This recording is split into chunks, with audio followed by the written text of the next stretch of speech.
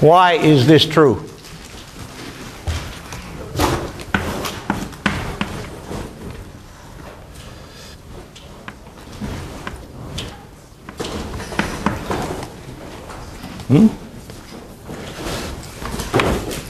Or is it true?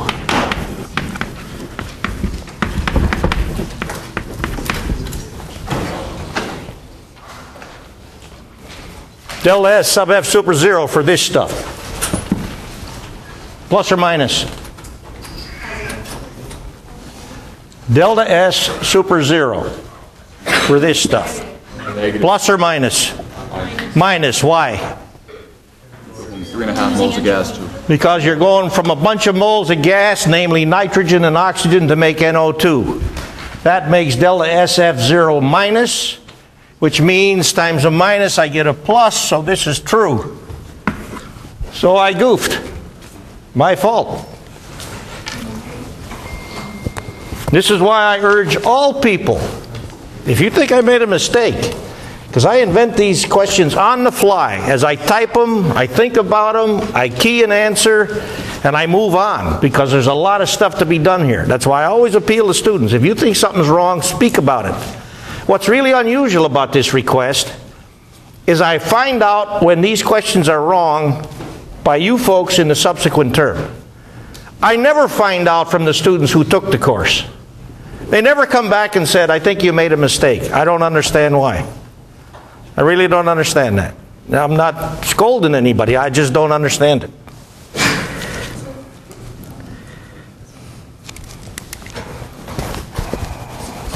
You happy with this now? Anybody want to look at the rest of the possibilities? For starters, or for regarding other considerations, when you see that delta H sub F super 0 for this stuff is a positive number, what's that telling you? Well, what's endothermic? Deformation. This reaction is endothermic.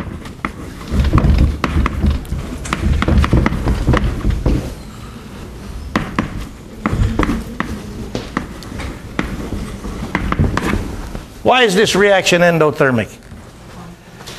You people just coming in, up here, special quizzes and the valve forms. Let's go.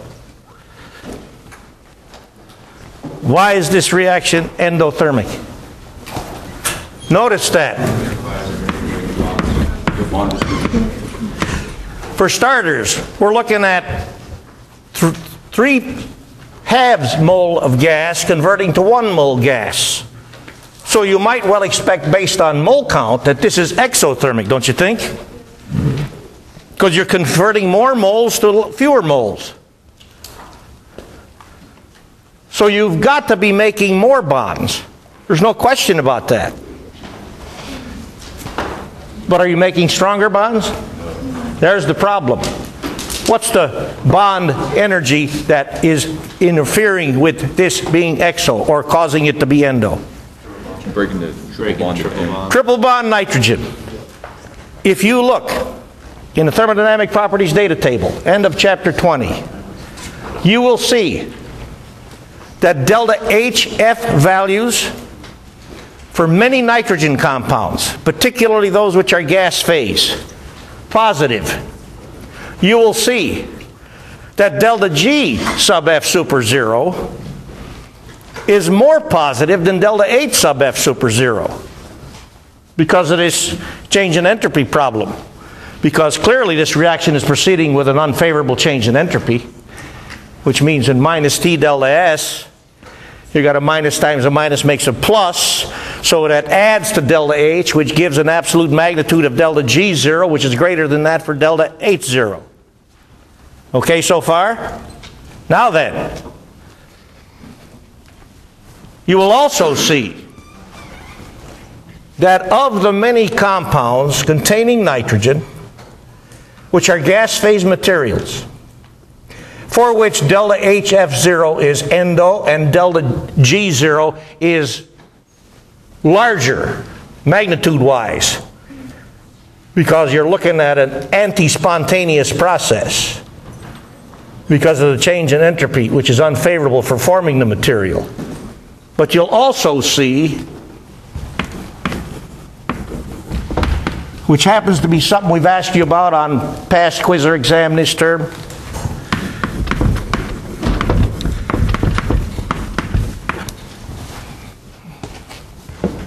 Gas phase stuff, liquid phase stuff.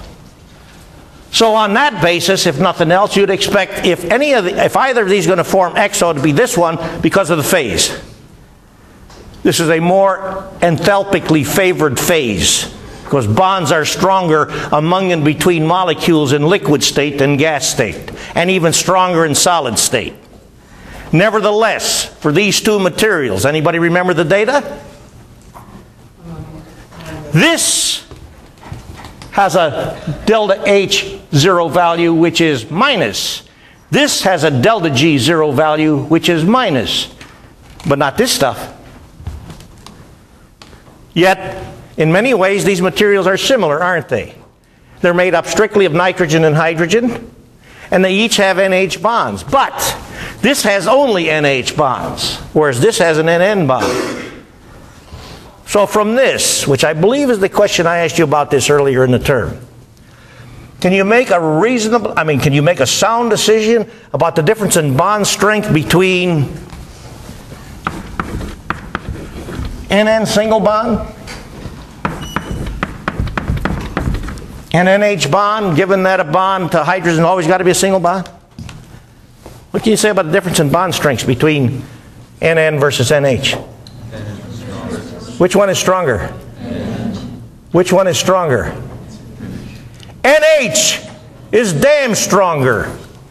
That's why this stuff forms with an exo delta H and a spont, a minus, a favorable delta G. You know what this stuff taught you? That's where the understanding is. Right? This is the one that forms favorably thermodynamically. This does not form favorably thermodynamically.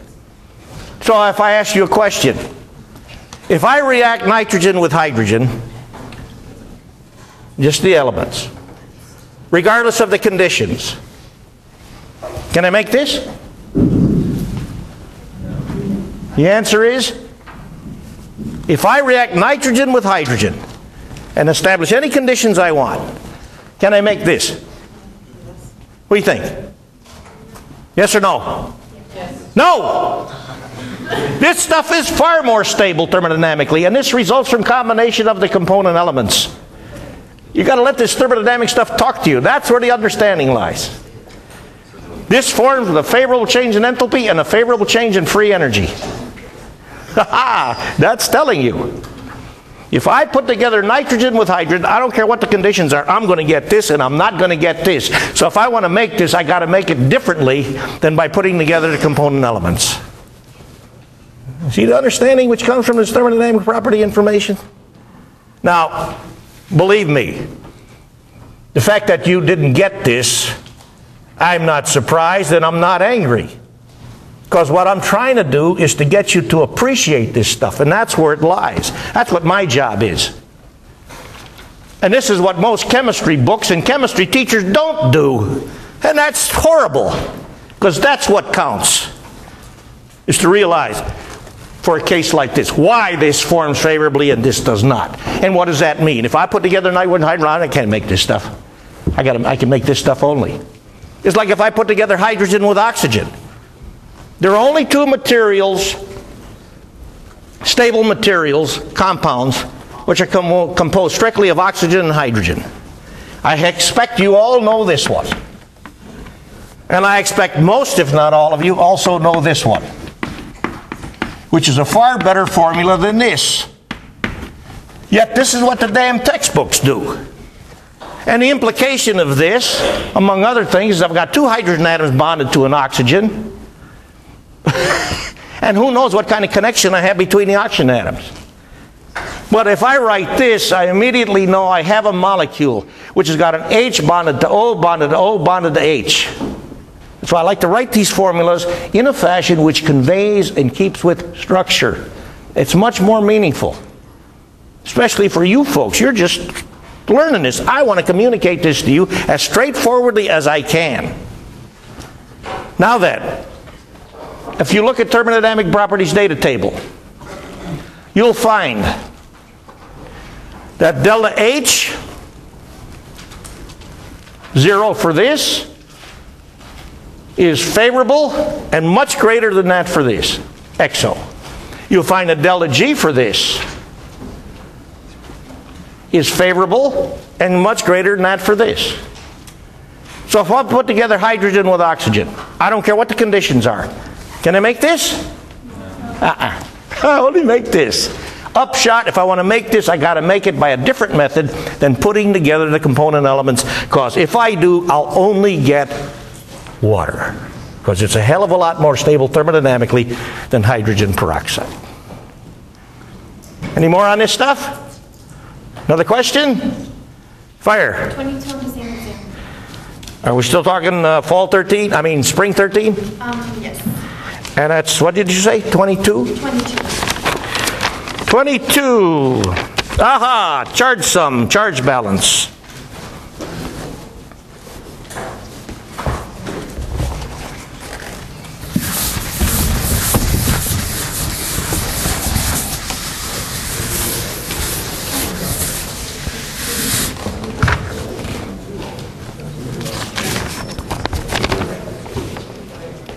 Oop, wait.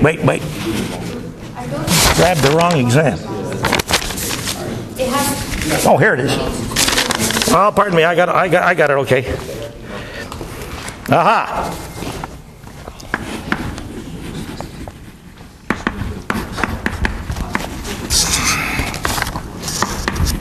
What we were just talking about, right?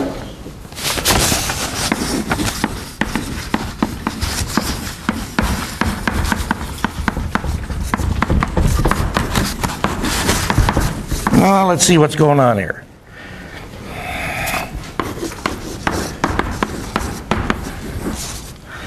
The T at which we're studying this, Kc is 2500.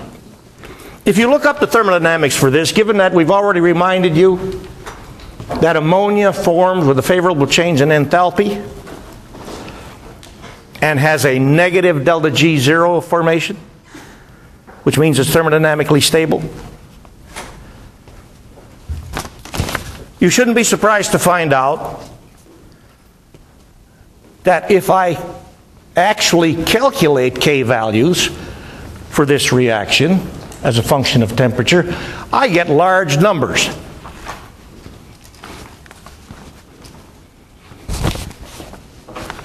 Under what conditions do you expect the K value to be larger?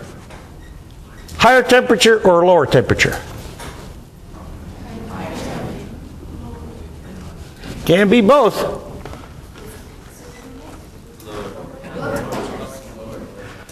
Is this reaction XO? Did we not just tell you this is XO?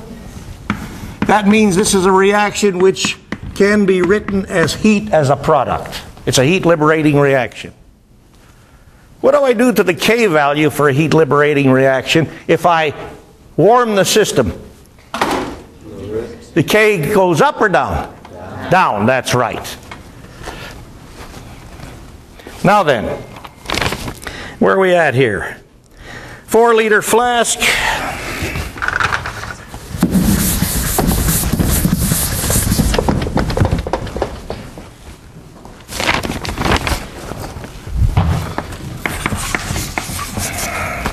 Pot size, 0.080 moles each gas.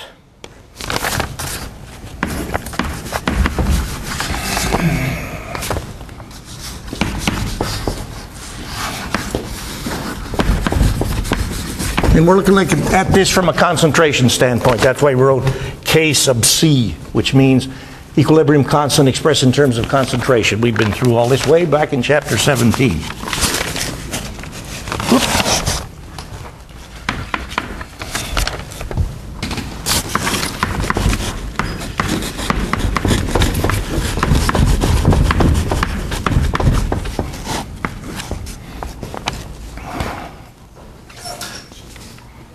Now, if I choose to write this equilibrium constant expression so as to eliminate fractional coefficients,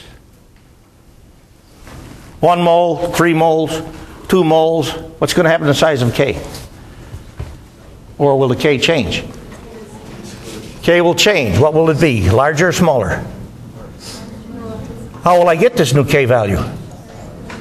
I'll take 2,500 and do what to it? Square it. Bingo. So you see what kind of going to happen to the magnitude of K just because I changed the coefficients? Okay. Now then, why is it, from a thermodynamic standpoint, I should write the K like this? Why is it, from a thermodynamic standpoint, I should write the K like this? Because with formation, you have to make 1 mole. That's it. Formation is in reference to making 1 mole. Now, I can make any quantity I want, but you got to realize the connection or conditions which relate to that sub F means making 1 mole.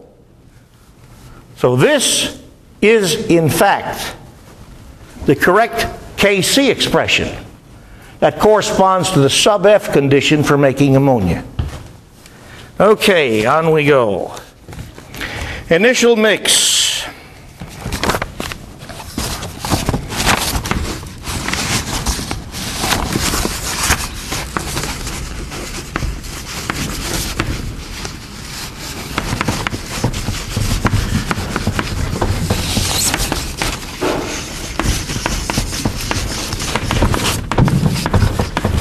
Okay. So what do we want to do first?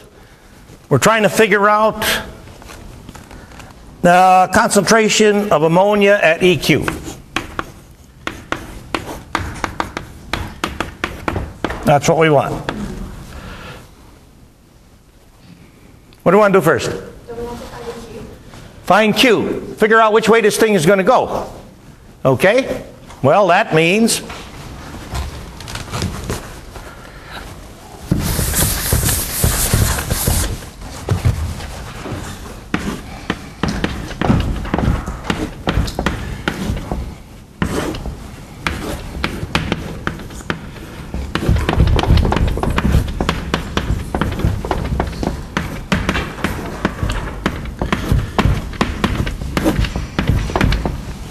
did you do this part of the puzzle? What kind of Q value you get? 50. So which way are we going to get the EQ? Forward. Forward. Are we okay with this? All right. We've done the Q part. Now, what are we going to do with regard to doing the calculation? Or I should ask, what calculation has to be done so that we can get this value? You have to subtract X's from the reactant and add it to the right. Well, what we're going to realize is at EQ, moles of ammonia will be larger than this. Okay? So let's call it plus X. All I'm doing is to use the coefficients on my reaction equation, which we reminded you about way back in chapter 17, as my algebra guide. Okay?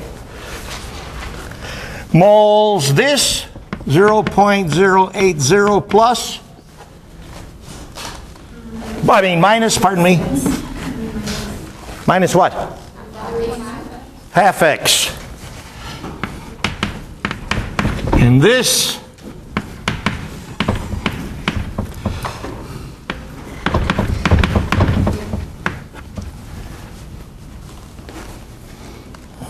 okay? So we go back to the expression.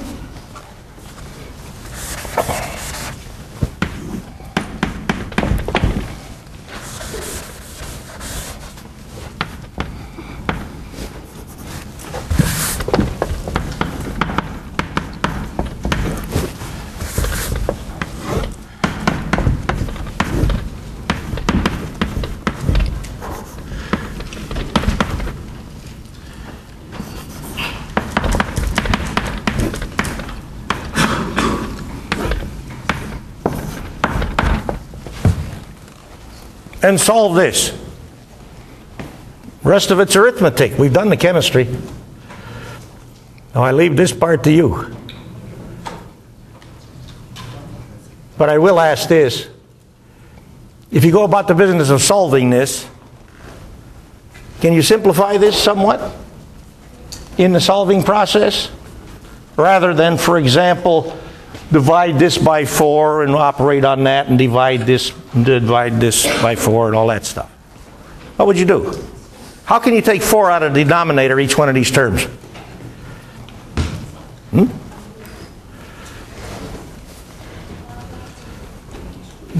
Because this term is 0.080 plus x times this, isn't it? And this term is 0.080 minus 0.5x to the 1/2.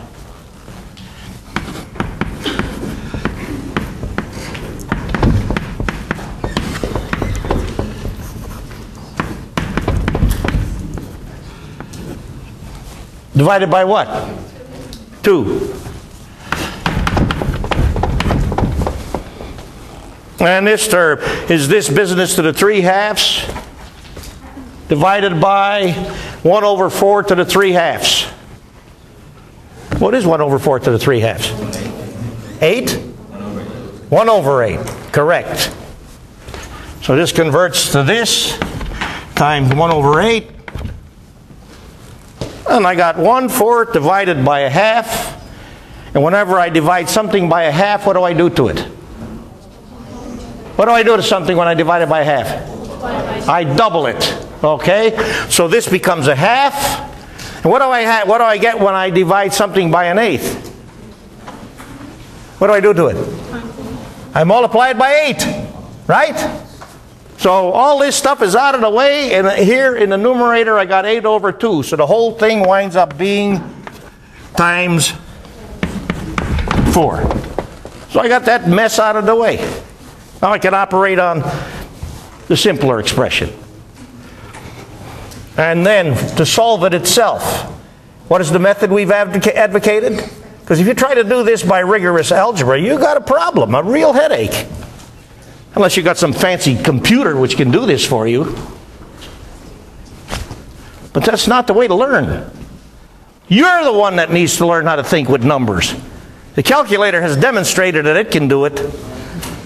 But the calculator can't do a damn thing with units, can't do a damn thing with significant figures. So in that case, the calculator flat flunks in science class. Because I don't care about numbers if they don't have the right units and right significant figures. They lose in science class. Because everything we're dealing with is obtained by measurement. And when it comes to measurement, you've got to have units, otherwise the number itself doesn't mean anything. Like, how tall is Sam? 73. What the hell does that mean? How far is it from here to Tampa? 2 million. It doesn't mean anything. You don't put a unit on it, it has no meaning. All right, next.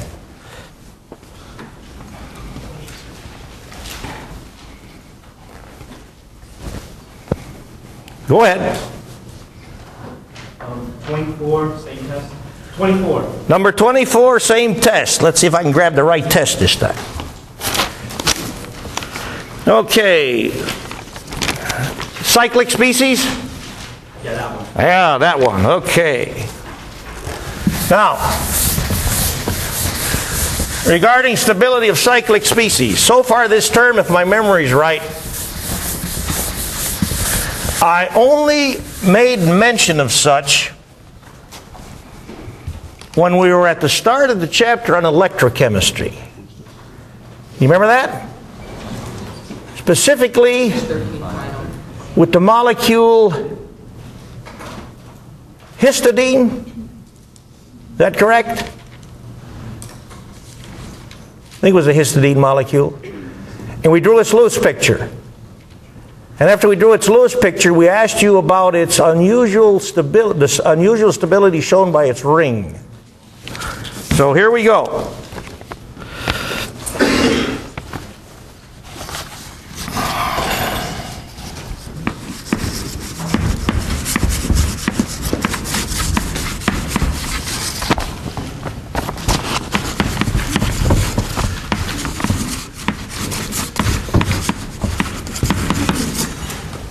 If the number of pi electrons equals 4n plus 2, where n is any integer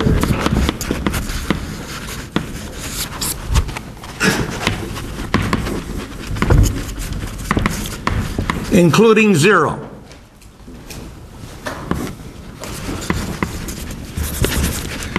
Species is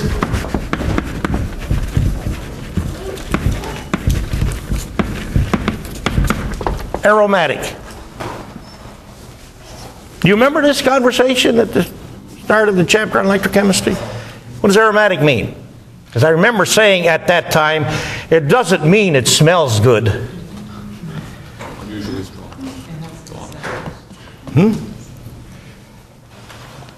Unusually strong bond. Did you do any lookup of aromatic on Google? I'm just curious. Anybody do that?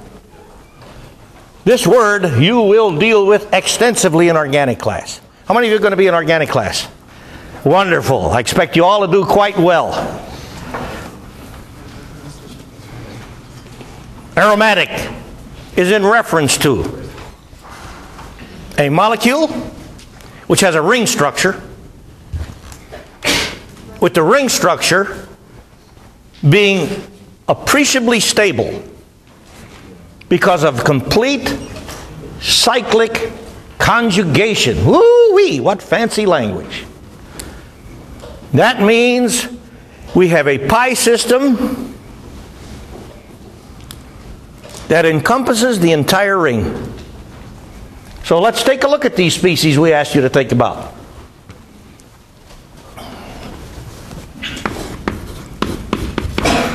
That's the first choice, I believe. What are you going to do with this to answer this question? Lewis structure. Come on, let's go right now. You're the ones who need to practice. Let's go.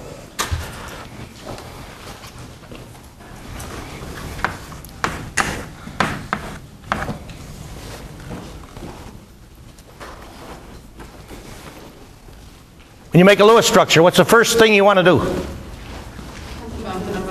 Count the number of electrons, valence electrons. Because if you make a Lewis picture, if it does not show the correct valence electron count, I don't care what else the Lewis picture does, it can't be right. How many valence electrons? How many?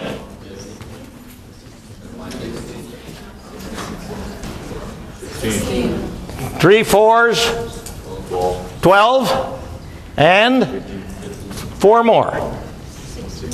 16 valence electrons. So here is the only possible ring structure that I can consider if I've got a 3-carbon atom hydrocarbon-derived species, because hydrogen atoms are never part of the skeleton. Okay?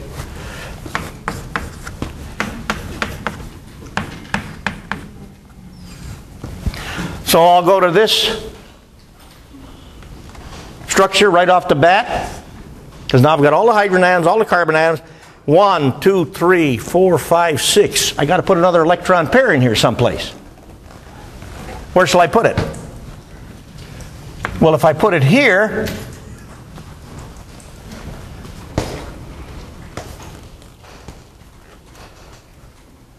I still have a problem, don't I? What's the problem I have?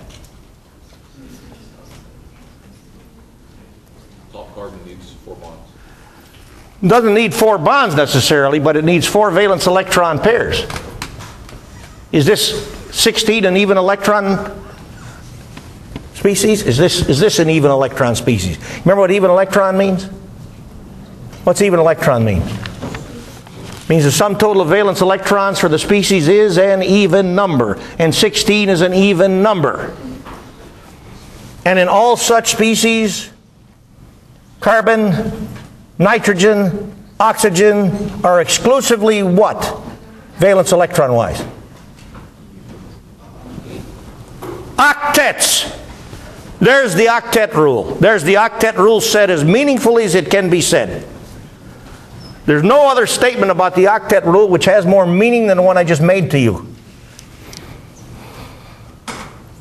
Carbon, nitrogen, oxygen, and even electron species, always octets. Is there a way by which, with the available number of electron pairs, that I can make each one of these carbon atoms an octet?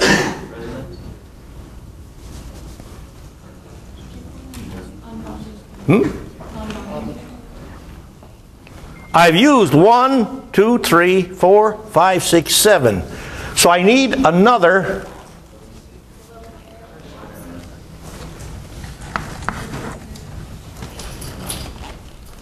electron pair, and it has to be a lone pair. How do I know it has to be a lone pair? This remaining electron pair which I just put in.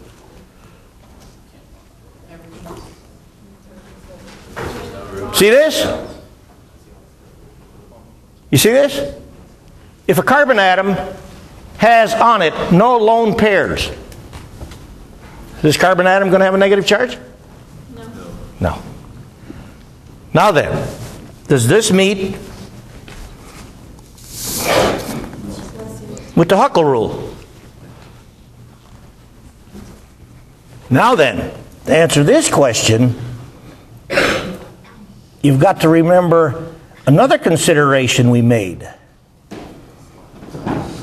which is that an atom which has got one or more non-bonding pairs. This is our carbon atom for the Lewis structure we've drawn. This is the carbon atom with the non-bonding pair that bears the minus charge. If an atom with a non-bonding pair, at least one, is covalently bound to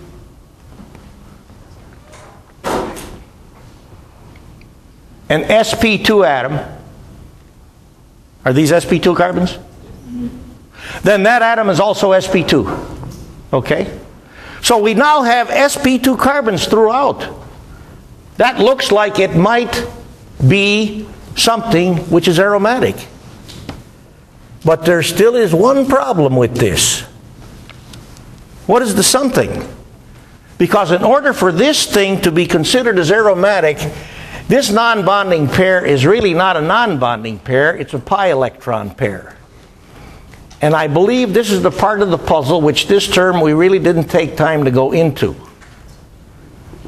So, I wouldn't ask you a question like this on this year's final, because we didn't have time to go into this kind of stuff in sufficient depth so that you could get a hold of it. But if this non-bonding pair is part of the pi system, how many pi electrons do we have? How many pi electrons do we have? 4. Because this is part of the pi system, given that this is an sp2 carbon. So you have 4 pi electrons, okay? 4 pi electrons. Now comes the critical test. Does 4 pi electrons obey the Huckel rule? Because if n is 0, which is the lowest possible value for n, then the Huckel rule gives 2. But if n is 1, which is the next lowest possible value for n, then the Huckel rule gives 6, and then 10, and then 14, and then 18. So guess what you're looking for? For the possible choices, you're looking for that species, which has got a 3-carbon atom ring, and has either 2 or 6 pi electrons. That's what you're looking for. Now when I did this in spring 13, I spent more time on this stuff. That's why I asked this question. But I say, I don't think we've spent enough time on this topic, this term, for it to be fair for me to have asked you a question like this. So I rule this out in constructing the final. But you're going to do stuff like this in organic class all the time, so I think it would be beneficial if at least we take a look at the species which meets with the Huckel rule. If I can figure out where the hell I put the exam.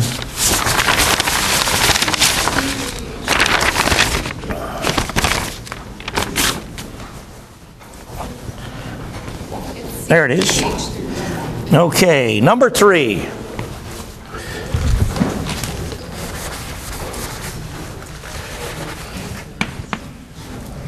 Now how many electrons we got? 14. 1, 2, 3, 4, 5, 6, 7. How many pi electrons now? 2. Is this an sp2 carbon? Because all these carbon atoms have got to be sp2. Remember when we talked about this resonance business? In regard to, for example, why nitric acid shows itself to be a much stronger acid than chloric acid? Even though from an induction standpoint they're the same, from a size standpoint the chlorate ion is a little bit larger. So you would expect a greater dilution of negative charge density on chlorate ion compared to nitrate ion because the chlorate ion is a little bit larger. And the chlorine central atom is as great, or if not somewhat greater, in electronegativity than nitrogen. All that stuff we did with nitric acid versus chloric acid. But the facts are is that nitric acid is a much stronger acid. What was the difference? Where did the difference lie? Resonance stabilization of negative charge density. Because the nitrate ion is a planar ion with an sp2 hybridized central atom and all the peripheral oxygen atoms sp2 hybridized. Not so for chlorate ion, trigonal pyramidal. Because once you go away from planar geometry, you cannot have a particularly effective pi system.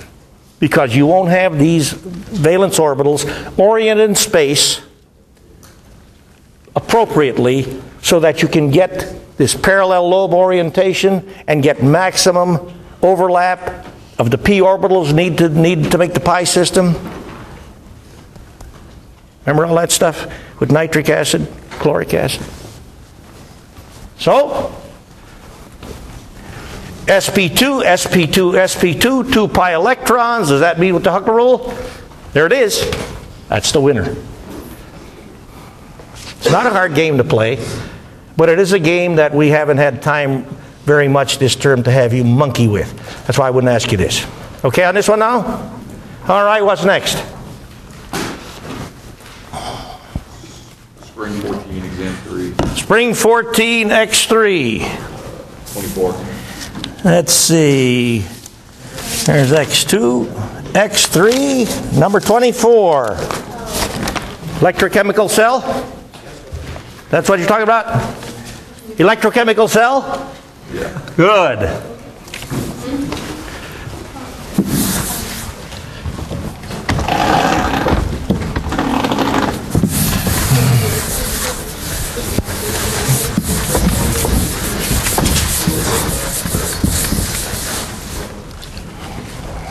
There's a couple of these on the final. I finished the final late yesterday, so later today I will send you some specifics on past questions, problems to look at from our previous exams and quizzes. That'll be on Sakai. All right.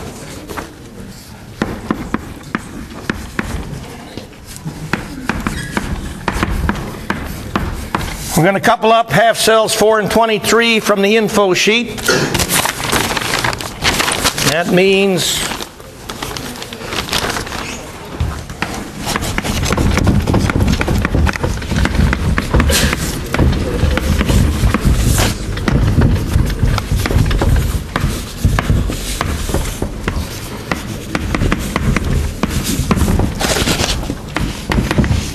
this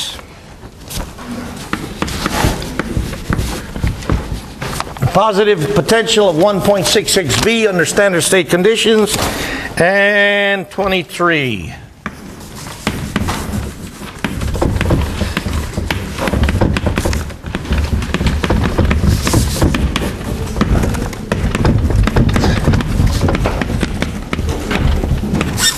Which, written in this direction, positive potential of 0.34 volts. Okay so far? Nice difficult E0 value to deal with, 2 volts. Now then,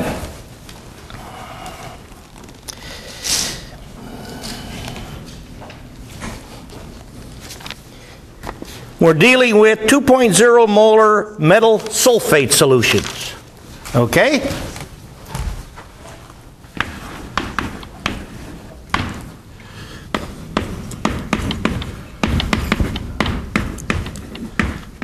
And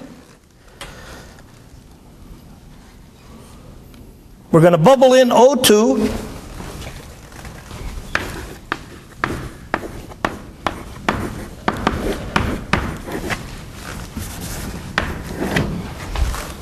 At 1 atmosphere. Into cathode compartment. Which of these is the cathode half-cell reaction?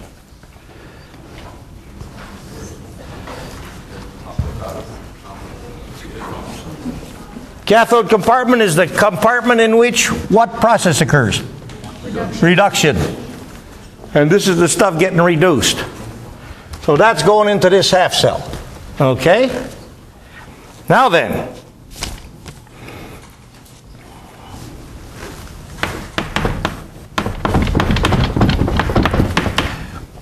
what now will become E cell? Well, for starters, if I bubble oxygen into this,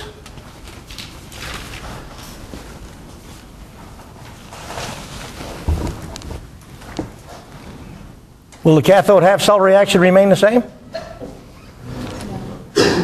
What will it convert to?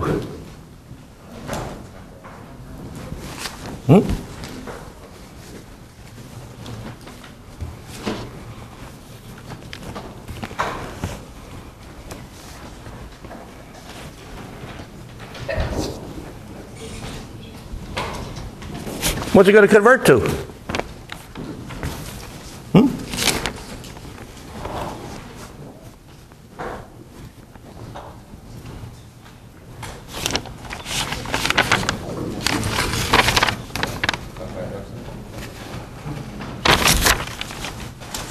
What's it converting to?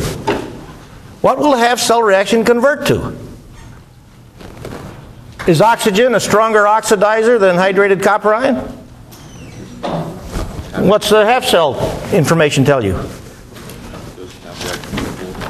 Which half fraction are we going to now have in the cathode half-cell? We're going to have 24. You think it's going to be 24? Why'd you pick 24?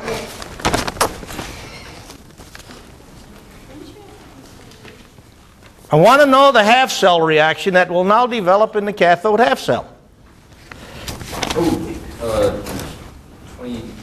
So it's going to be 24, 27, or 28. You agree with that?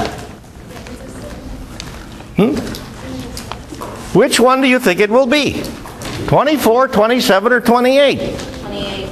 Why did you pick 28? 28 is correct. First of all, we're not going to pick 27 because that's not a standard half cell. Okay? So we got to choose between 24 and 28. Why is 28 the correct choice?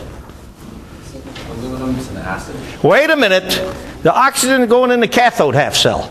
Aluminum ion is the anode half cell.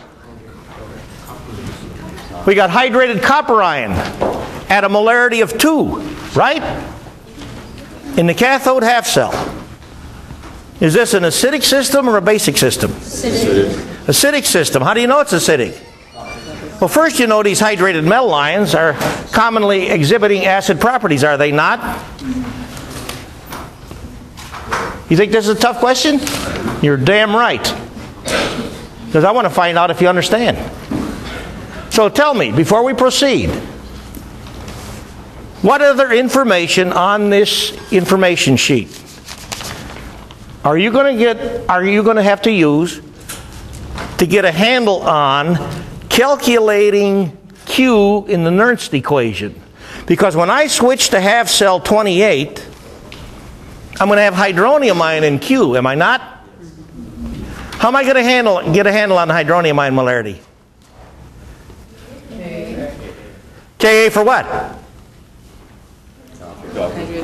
Hydrated copper ion. Is that in the acid-base table? It's there, isn't it? How about that? So we got to put all this stuff together.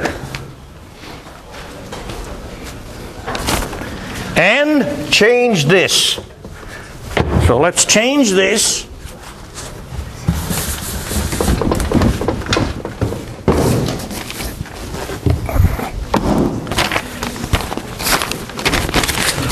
To 28.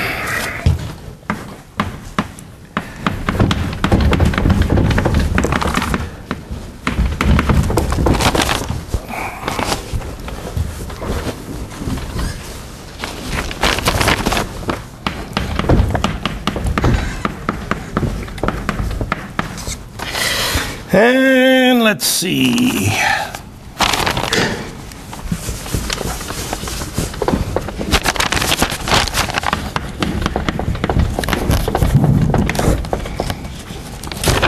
We add these up, we get E0. What happened with the sulfate solutions? Just a minute, we're going to deal with that coming up. Okay? Now then, we need a net cell reaction. All right, this is 4, this is 3, so we got to play this game. And we're going to wind up with this.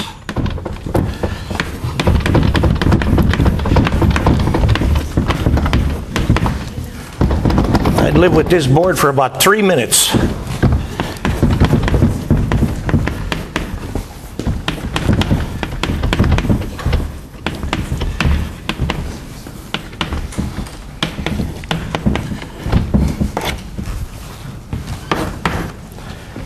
There's a cell reaction. We okay? All right, now let's apply Nernst, because that's what we want to get at. Now, E0 cell is from this arithmetic over there. What's that? 9, 8, about 2.9 volts.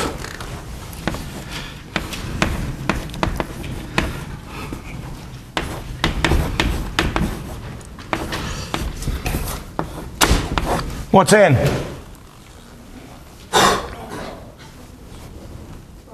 12. Oh boy.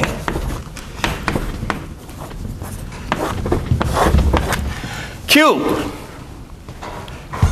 All right.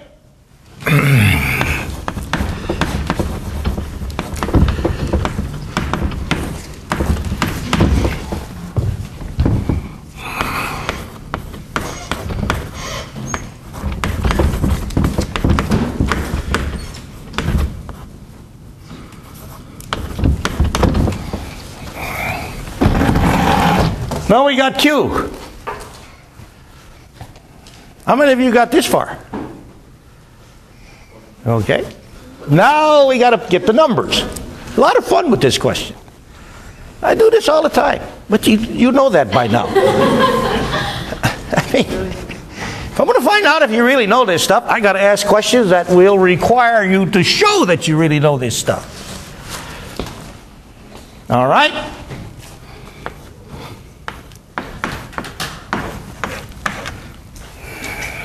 Aluminum ion. What is its molarity?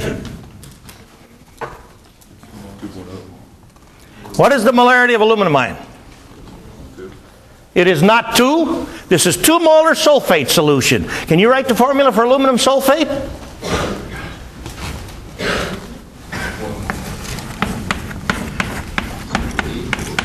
See that? What's the molarity for aluminum ion? 4.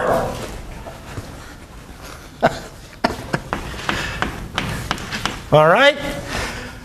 I purposely made one part of this puzzle easy. We got the partial pressure of oxygen at 1 atmosphere. So no arithmetic problems from that. And now comes this part.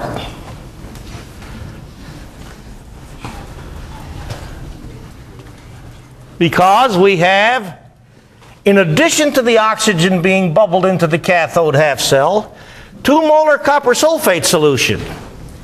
So we need to know the hydronium ion concentration for 2 molar copper ion. Can we find that out?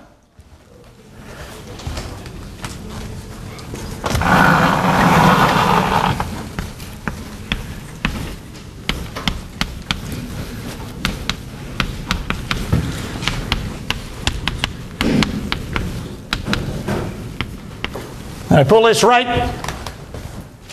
Remember the information table? Okay, okay. Let's go straight to this.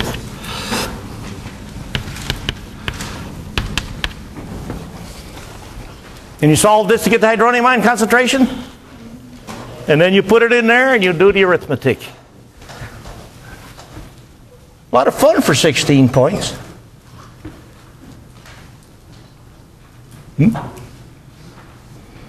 Now, I will issue to you a part of an apology. Because if the damn university would cooperate with me and stipulate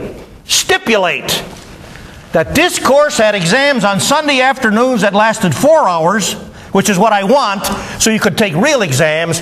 If you got all this stuff but didn't get the numbers right, you'd got 18 points out of 20 at least. Because you're showing me you know what to do. But with this damn rotten multiple choice stuff, I have no choice but to... It's either right or wrong. What else am I going to do? And I can't read your mind. I don't know how far you got with this. I don't know what you thought about. But I'm not going to dilute this material so it's easier for you to go through, because from that you don't learn much at all. Now, I'm not doing that. That ain't what chemistry's about. That's why I have told you folks, even though you likely have not come across this before, if you get 10 questions right on a butt-busting exam, you've done a hell of a lot more good work than if you get 24 questions right out of 25 on a fish exam. That proves nothing. Because the students who aren't learning anything can make this 24 out of 25 on a fish exam. Now, I'm not doing that. Chemistry is not like that, science is not like that, and the world is not like that with regard to any position that you may ever choose to have that comes along with it a great deal of responsibility. You have to understand. And so, because of things like this, I have a reputation on this campus. A reputation which, by the way, I cherish. I mean it. Because at least for the most part, I conclude that when I see you folks, you know about my reputation and you're here by choice. You got a pretty good idea what you're up against. But you're going to take away from this gathering a hell of a lot. You'll go into organic class and analytical class ready to do great business. Because you'll understand. And that's what I want. That's what it's all about. Not making a grade. If you understand, the grade follows. But I know a lot of people with high grades, including people with PhDs who don't know squat. And that's wrong. How's that for an attitude? And I believe it's a correct attitude. We happy with this now? Wonderful. All right, what's next? Could you please do 16 on the same exam? 16, same exam.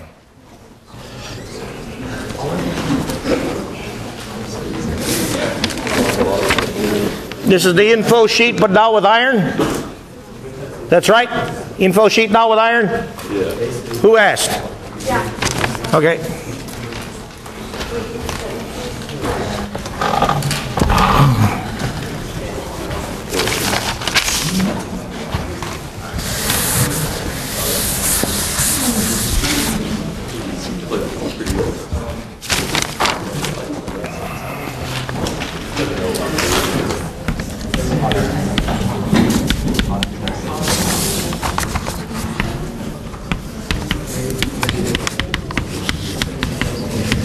All right, before we proceed, to what hydroxide ion molarity does this pH correspond? Or if you prefer, hydronium ion molarity. But clearly when you see this, you know you're dealing with a solution that's considerably basic, so I should think you'd go after hydroxide ion molarity. 2 molar hydroxide ion?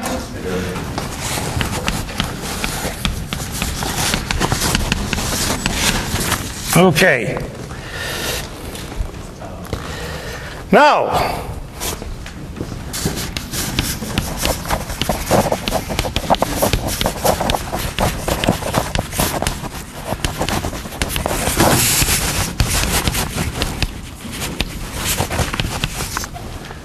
question is, for this reaction, the oxidation of iron in a water solution that's got a pH of 14.30, hydroxide ion concentration of 2 molar. What partial pressure of hydrogen do I have to establish in order to make this thing come to equilibrium? Does this sound like when you try to develop the net cell reaction for this system, you better have a reaction which produces hydrogen? All right. So what half reactions are we looking for?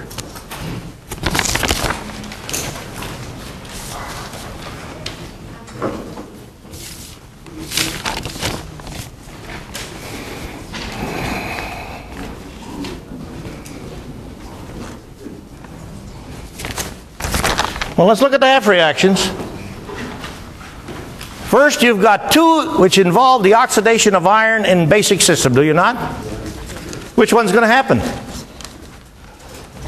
Which one of these half reactions involving the oxidation of iron in basic solution is the one that's going to happen?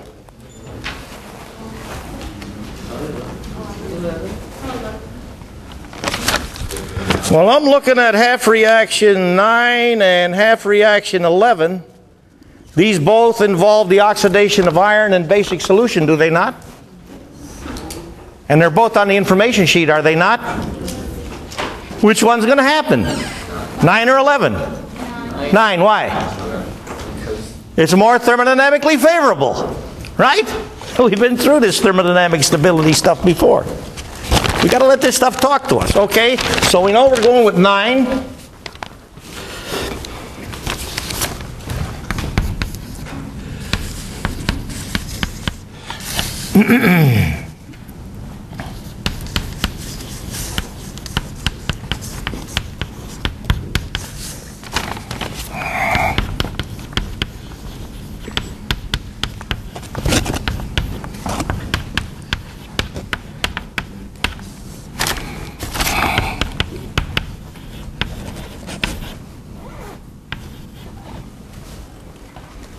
Now what's the other puzzle part?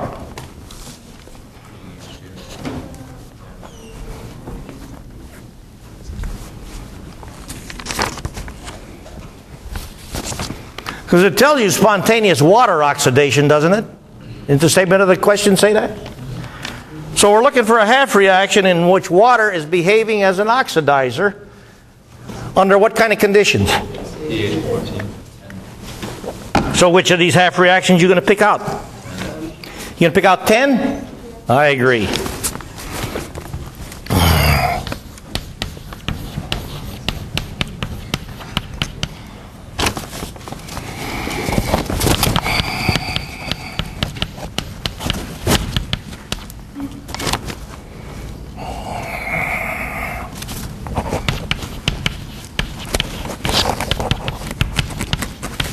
Not much of an E cell, E0 cell, pardon me. Okay so far? So now we go back to Nernst.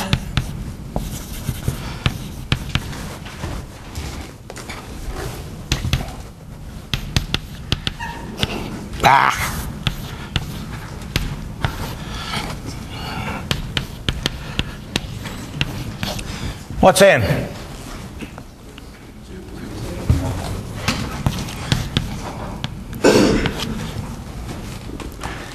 What's the structure or composition, if you prefer, of Q?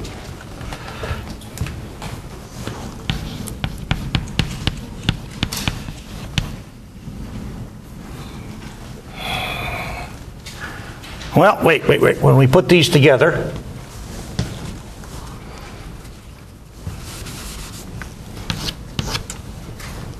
when we add up these two half reactions, we got moles hydroxide ion left, moles hydroxide ion right, and 2 moles of each. So what are we going to do with the hydroxide ion? Forget that. So all we got is pH 2 in Q. Isn't that what we want?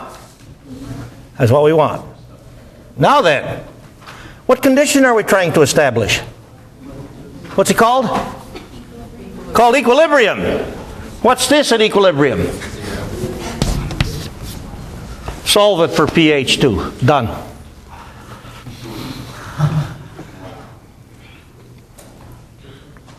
if my memory's right, the two questions which were just asked about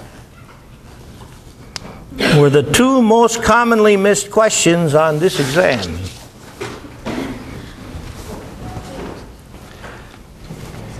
What's next?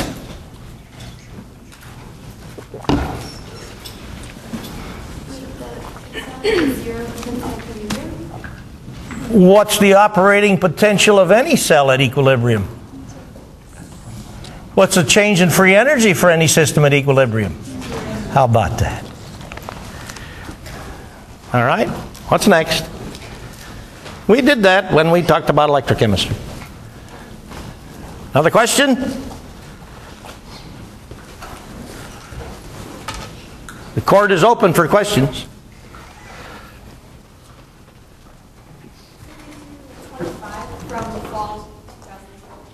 25? Okay, the hardest part for me is finding the damn exam. I got it. How about that? That would be aqueous sulfuric acid solution question.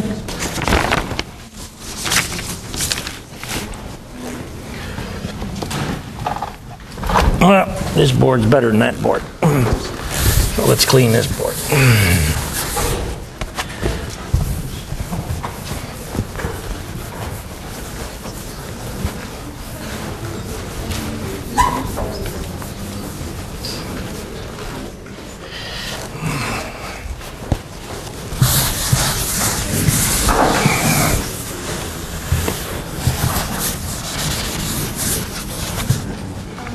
And I believe I did mention there are questions on this final about these electrochemical cells. I don't think that'll surprise you too much. You think there'll be any questions on this final about sulfuric acid solution? Absolutely. I would never pass that.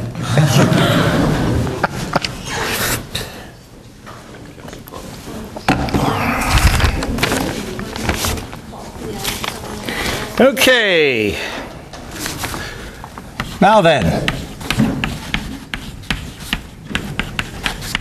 back to what we know about any sulfuric acid solution.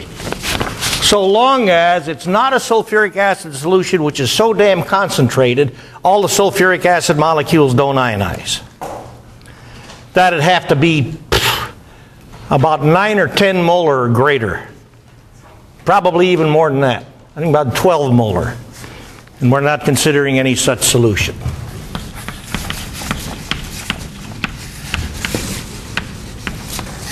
So the first ionization step, as we have already recognized, is a 100% transformation step, which means when I'm looking at the bottle on the sulfuric acid solution, which has this label M sub I, I know the hydronium ion molarity is at least M sub I. So, to get at the true hydronium ion molarity, as well as concentrations for other solutions constituents,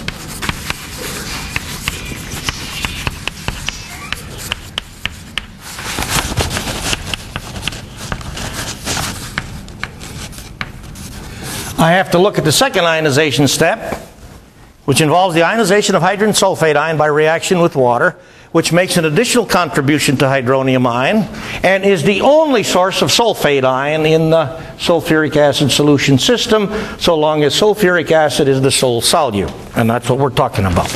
Okay? So from these relationships, when we talked about this, we started out by realizing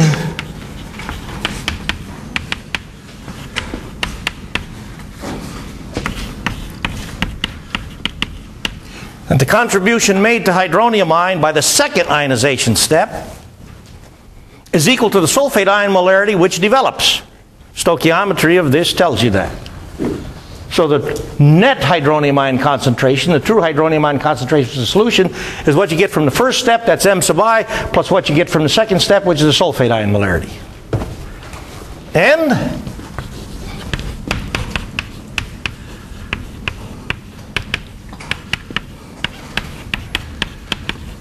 we also know that this is true. Because after the first step goes, and before the second step has done anything, The hydronium ion molarity is m sub I, and the hydrogen sulfate ion molarity is m sub I. So we're starting with the hydrogen sulfate ion molarity of m sub I. If 50% of it goes, then I wind up with a hydrogen sulfate ion molarity which is half m sub I, and a sulfate ion molarity which is half m sub I. If this goes 70%, I wind up with a sulfate ion molarity that's 0.7 m sub I, and a hydrogen sulfate ion molarity that's 0.3 m sub I. If this goes 20%, I wind up with a sulfate ion molarity that's 0.2 m sub I, and a hydrogen sulfate ion molarity that's 0.8 m sub I. Blah, blah, blah, all of which means that if I add for any sulfuric acid solution, with sulfuric acid being the only solute, the equilibrium molarity of hydrogen sulfate ion to that of sulfate ion, I got to get m sub I. And with this, you can answer any question that you will be asked about concentrations for all species in any sulfuric acid solution, with sulfuric acid being the sole solute. Now then,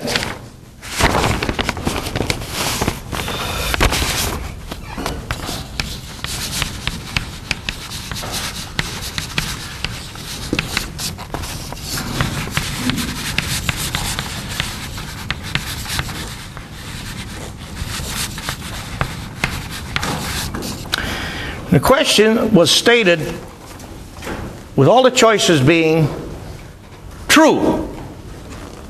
All the choices define conditions that apply to this sulfuric acid solution correctly, except one.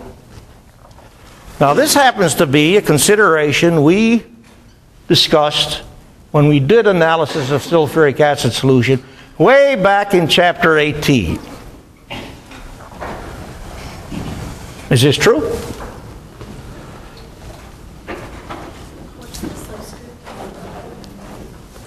Oh. The statement says the maximum molarity of sulfate ion in any sulfuric acid solution is Ka for hydrogen sulfate ion.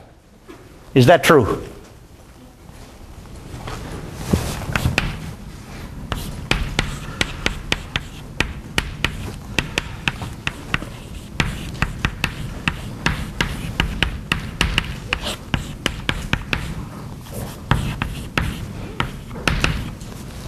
Now tell me,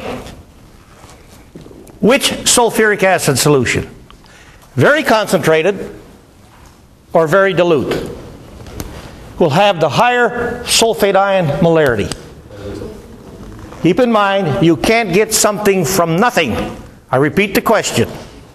This is just like I asked it when we talked about this in chapter 18.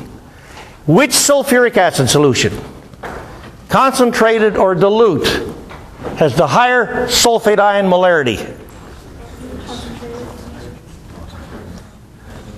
Concentrated, dilute. Now then, let's make an analogy to what we learned about acid chemistry. Ionization, specifically. In 1 molar acetic acid solution versus 100th molar acetic acid solution, in which solution is the acetic acid ionized to the larger extent? The dilute solution. Ha-ha! But in 1 molar acetic acid solution versus 100th molar acetic acid solution, where do I have the higher hydronium ion concentration? 100 molar. Higher concentration. In the higher concentration. How in the hell could you possibly get a higher concentration of hydronium ion derived from a species which started out at a lower molarity? You can't get something for nothing. So it follows as night unto day that the higher the concentration of the sulfuric acid solution, the higher the sulfate ion concentration. And we're stipulating that the max value for sulfate concentration is Ka for HSO4 minus. Because if the solution is very concentrated, we know this is going 100%. Okay so far? But if the solution is very concentrated, to what extent does this go? Almost nothing? Is that correct? Remember the 1 molar acetic acid, very dilute acetic acid. In which acetic acid solution is the ionization extent far greater? Dilute. So how about that over here? will the hydrogen sulfate ion ionize to a larger extent? In the more concentrated sulfuric acid solution or the less concentrated sulfuric acid solution? Less concentrated. It ionizes to a far greater extent in the less concentrated solution. But we're talking about more concentrated solution. So if the solution is very concentrated, the extent of this reaction will be essentially zilch. And if the extent of this reaction is essentially zilch, then the hydronium ion concentration and the hydrogen sulfate ion concentration with respect to significant figures will compare how? They will be what?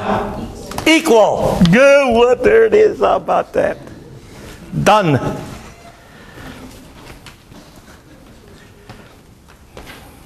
Right? This, I believe, was the most commonly selected wrong answer. 5 minutes. What you need? Got Chemathon in here in 5 minutes. How can that be? I got this. No, Mark told me it's there. I got this thing reserved till 2 o'clock. 1:15 p.m.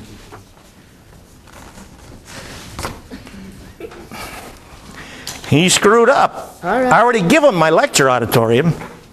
I don't know where else I can go. You got any idea? You seem to be using this room pretty efficiently. Let me go for 5 minutes. Well, see if you can scrounge something. If not, we'll have to shorten our session. Well, then maybe I can get 142. Take a look at 142. That'll hold you. 207 will hold you. 207 is already in use, What about 104? and that's in use, but... Take a look at 142 and 242. Yeah, that's what I'm going to check. Okay. Yes, ma'am. I don't believe that this people run by idiots. Never stops. All right. Keep on going with this stuff. I didn't understand that. What? Can you explain it again, please? Do this one again? Not everything, just that last part. Right? The last part Yes. The one- is in regard to a concentrated sulfuric acid solution. Number one, in the concentrated sulfuric acid solution, the hydronium ion molarity will be at its highest. Remember, the solution is concentrated? And the hydrogen sulfate ion molarity will be at its highest. And the sulfate ion molarity will be at its highest because it's the most concentrated sulfuric acid solution. So all the species derived from the solute will be at their highest molarities. Okay? Now when the molarity initial of sulfuric acid is very high, as always, this goes 100%. Okay? But this goes to what kind of extent? Almost nothing. Okay? Which means this remains at M sub I. Which means it remains at the same molarity as this. They cancel. Okay? You want to look at some of the other choices for this? If you do, I'll take a look at them since we got this on the table. Yes? Okay.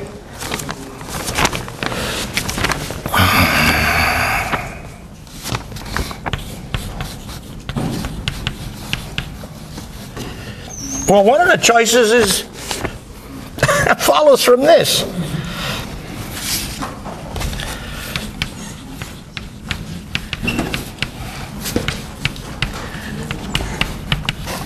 This is one of the choices.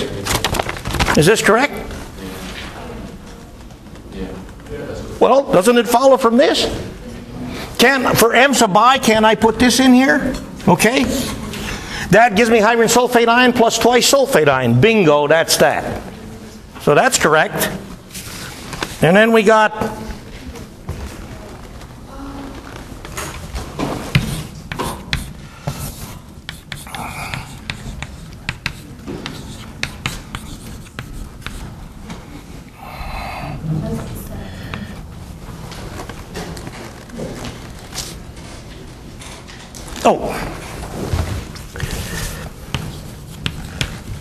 this is what we were just talking about. Isn't this derived from the solute sulfuric acid? So the higher is M sub I, the higher this is. Just like the higher the hydronium ion molarity is. Just like the higher the sulfate ion is. So when I look at choice number 3, which reads this, that can't be right. Because this is telling me the lower the molarity, the higher the sulfate ion concentration. You can't get something for nothing. No. We just showed you.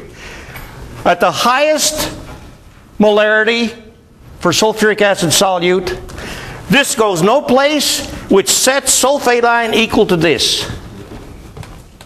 So in sulfuric acid solution, where sulfuric acid is the sole solute, can the sulfate ion molarity ever be bigger than this? No! Can't be bigger than that. We just proved it. Right? You got to let this stuff talk to you. That's what counts. Now then, with some other choice on here, hydronium ion molarity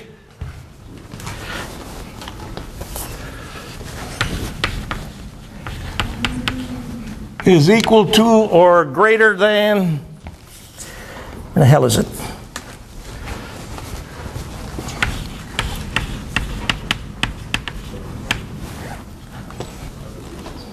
Twice the sulfate ion molarity.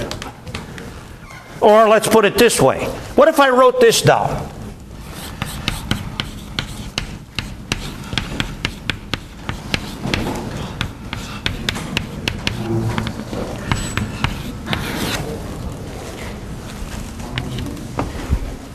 For sulfuric acid solution, with sulfuric acid being the sole solute, is it possible that the hydronium ion molarity is 1.5 times the sulfate ion molarity? Is that possible?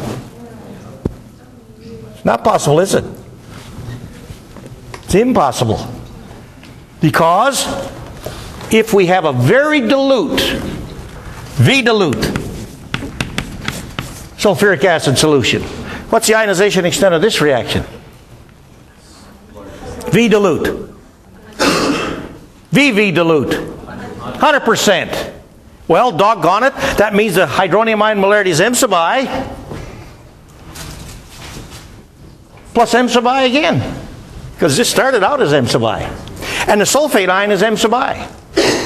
If it's VV dilute, this ionization step goes 100%, which means the hydronium ion molarity is twice M sub I, and the sulfate ion molarity is M sub I, which means in the VV dilute solution, the hydronium ion molarity is twice the sulfate ion molarity.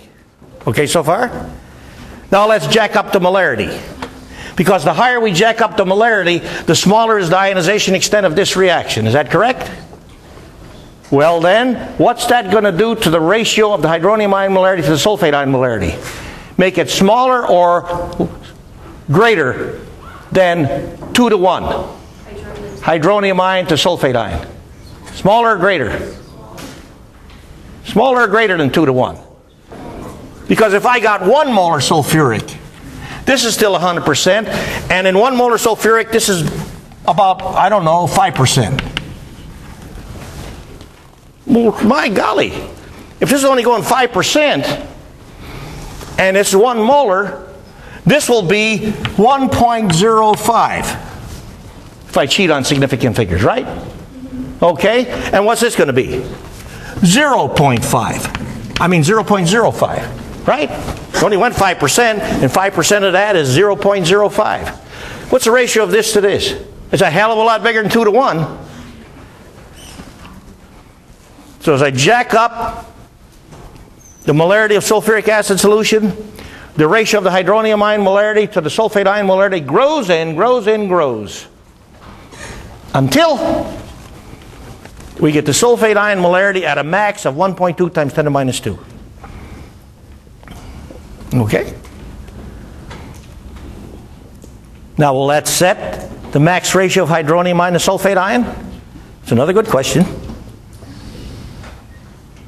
If I have a sulfuric acid solution in which the 2 significant figures, the ionization extent of this reaction to 2 significant figures is 0, because we rarely deal with solutions that have concentrations established beyond 2 sig figs. I mean, we don't have hardly any Ka values that are beyond 2 sig figs. So why should I mess around making molarities which are beyond 2 sig figs? I'm shooting myself in the foot. Okay? Let's imagine in 6 molar sulfuric. This is the 2 sig figs going no place. That means the sulfate ion molarity is 1.2 times 10 to minus 2, and hydronium ion molarity is 6. So does that set the max ratio of hydronium ion to sulfate ion? What if I go to 8 molar sulfuric? Because if this is going no place in 6 molar, then it ain't going any place in 8 molar. But now the hydronium ion molarity is 8. 8 to this. If I make it 10 molar, then the hydronium ion molarity is 10, but the sulfate ion molarity is still this. So be careful about this ratio stuff. And you know me, I ask questions like this all the time. Because when you answer them correctly, I have reason to believe you understand the chemistry of the system, and that's what it's all about. We happy with this one now? All right. What's next? We may soon have a bunch of people from high school scurrying back in here saying, "We didn't realize it, Kebaton, after I reserved it till 2 o'clock. Spring 13, spring 14, number 10. Spring 14, which exam? Exam 3. Exam 3, spring 14. That sounds like this term. All I got to do is find the exam. That's always the hardest part.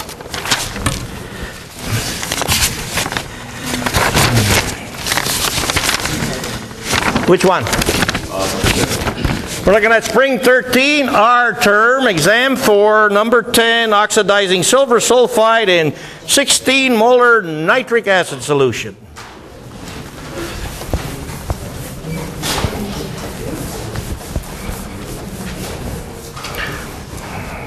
Just for fun, I'll tell you right now that one of the questions you will see about redox chemistry that's on the final will involve the oxidation of officers' candidate school. I don't know that that's much of a hint, but that's on the exam.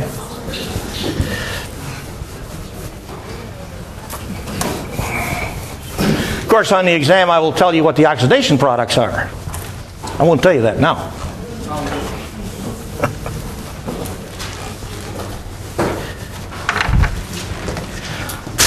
I thought the boards in our room was bad. These are worse. All right.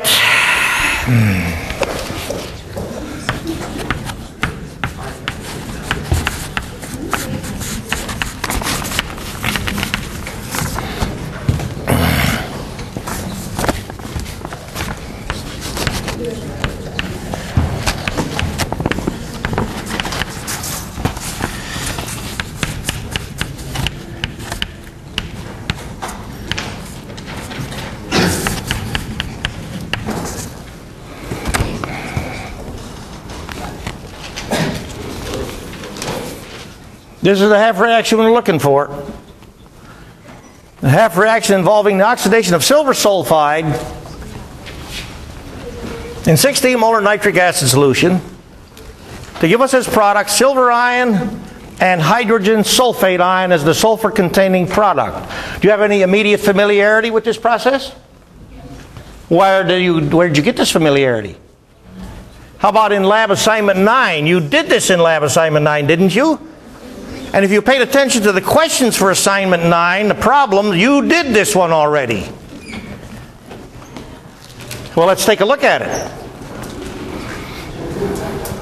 For starters, I'll put this here. Nothing fancy about that, because in a mole of silver sulfide I got 2 moles of silver. So I got to make as products per mole of silver sulfide 2 moles of silver ion. But that's not the stuff that's getting oxidized in this system. What's getting oxidized is the sulfide component of silver sulfide. Well, in truth, silver sulfide is being oxidized, but it's the sulfide component of silver sulfide which experiences a change in oxidation number. Okay? Now then, I'm making this ion in a system which is considerably acidic. And in order to make this ion, what do I have to bind with the sulfur atom? I've got to bind oxygens. How many oxygens per sulfur atom? 4. And what's the oxidation state of these oxygens? -2, is it not? Good. So the question then becomes, in acidic solution, like this one, what will be my source of -2 oxidation state oxygens? Well,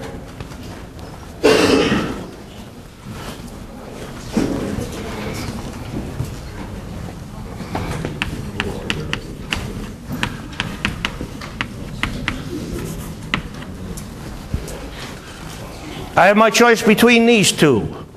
Why is nitrate ion one of my choices?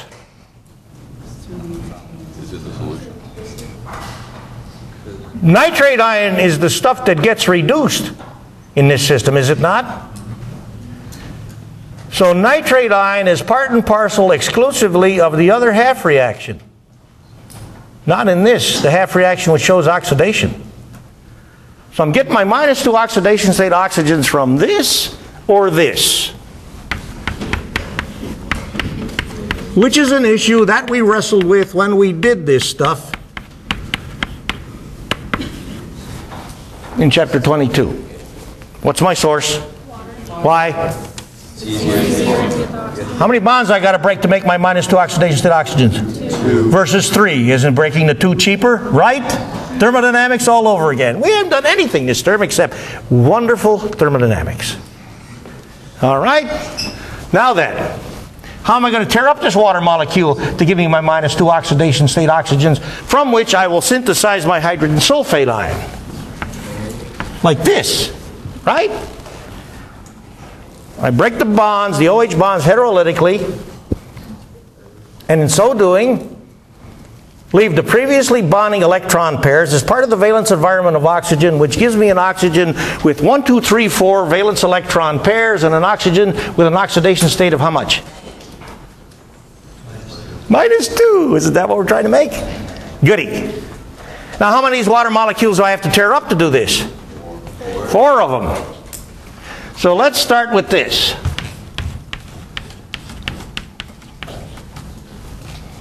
Now comes the next question. When I tear up my 4 water molecules, beside making available my 4 -2 oxidation state oxygens, which ultimately bond with oxidized sulfur to make the hydrogen sulfate ion, what else am I contributing to the system?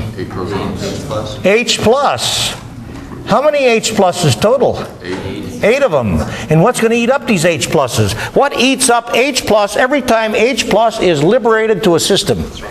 The strongest base present in appreciable amount or concentration in the system. And in this system, that base is what? Water. So how many more waters do I need to gobble up all these liberated H pluses? So guess what? 12 waters. And when these 8 waters participate in H plus gobbling, what do I make? When water participates in H plus gobbling, what do I make? I make hydronium ion. Now watch out, because I'm going to put another question mark in front of hydronium ion. We'll turn that into an X for now. Okay? And I'm going to go back to this.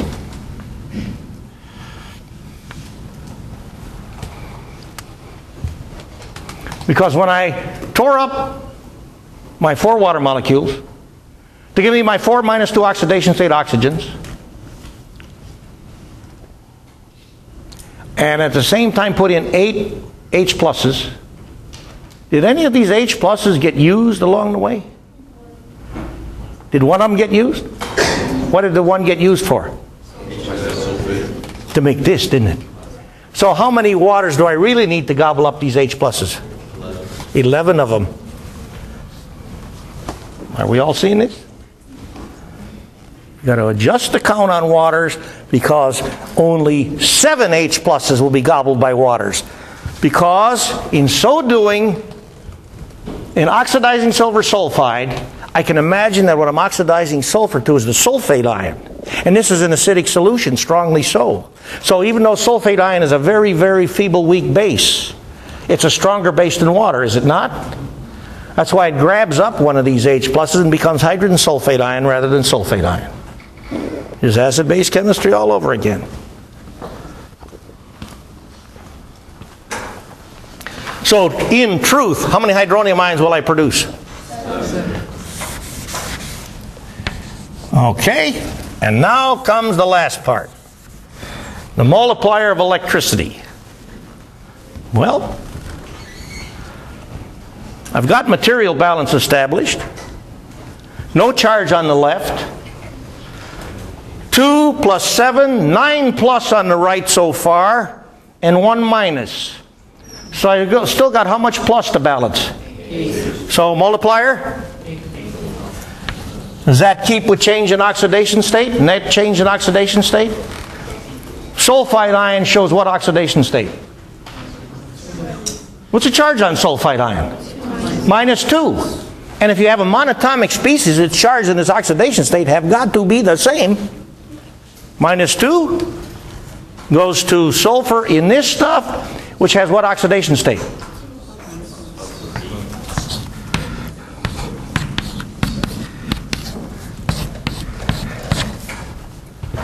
Six minus 0 plus 6. Net change in oxidation state is +8. Does that not keep with the 8 electrons liberated? Absolutely. So there's our half reaction.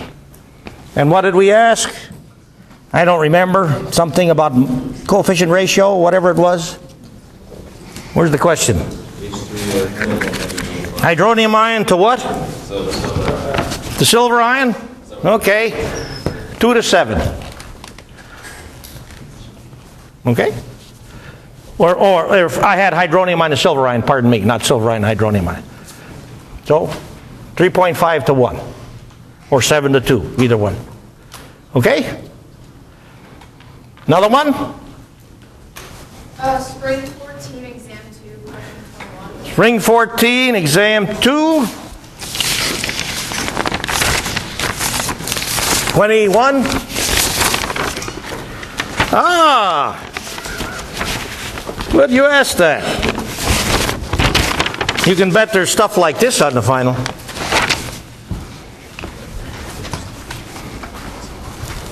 Although I think the one on the final, well, I don't know if I got one with silver chloride, but I know I got one with silver oxide, I'll tell you that.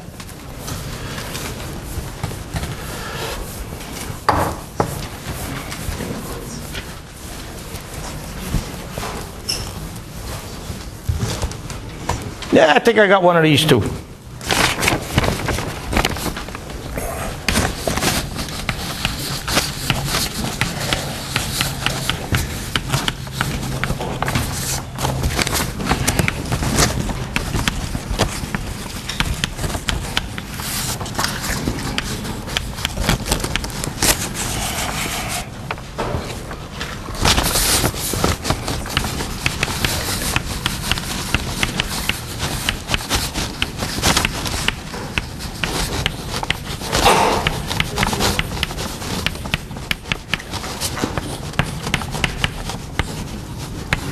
Okay, here's the starting chemistry. There's the equilibrium we're considering, there's the K value, and there's the equilibrium constant expression. And so we proceed. 0.40 moles silver nitrate.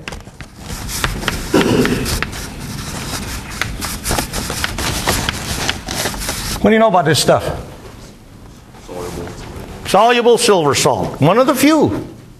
Have you not recognized by way of your work in 46L, for example, that silver ion, this large cation, with a charge of only +1?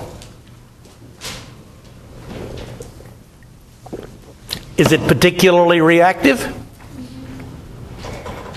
Of all the cations you've studied in lab, which cation would you argue is the most reactive? How about silver ion? You find any other ion that precipitated with chloride ion?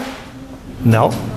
And silver ion will also precipitate with sulfate ion, but it's not quite as reactive with sulfate ion as is calcium ion. And silver ion is reacting with ammonia, it's reacting with hydroxide, it's reacting with carbonate ion. My golly, that's a reactive stuff. That's because silver ion has a tendency not just to form ionic bonds, but also to form quite stable covalent bonds which accounts for why this stuff, whoop, oh, I erased it already. This stuff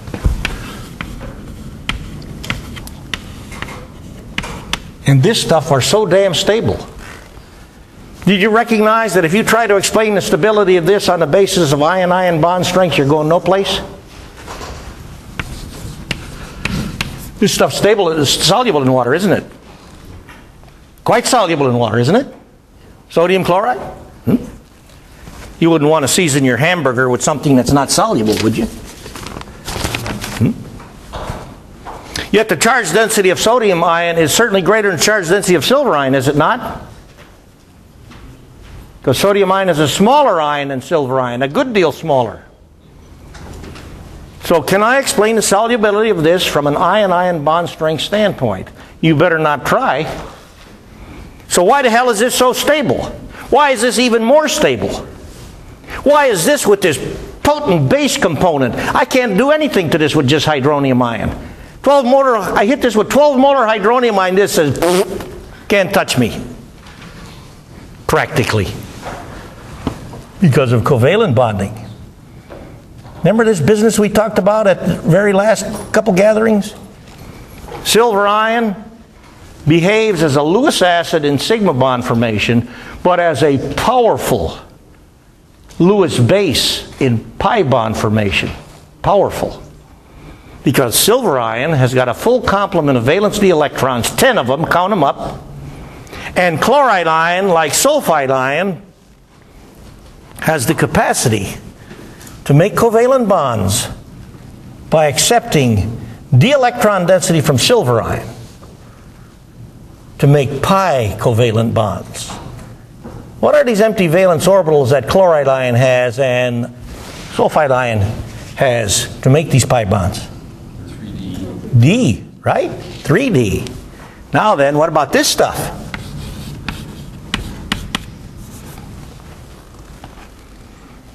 Would you expect that to be particularly stable like silver chloride? Why not? Fluoride ion got any d orbitals? How about that? Fluoride ion is a species with its valence electron environment saturated. So silver fluoride is practically speaking a water-soluble ionic compound. How about that? All of which is reasonably realizable from what we've been through. Okay, back to this.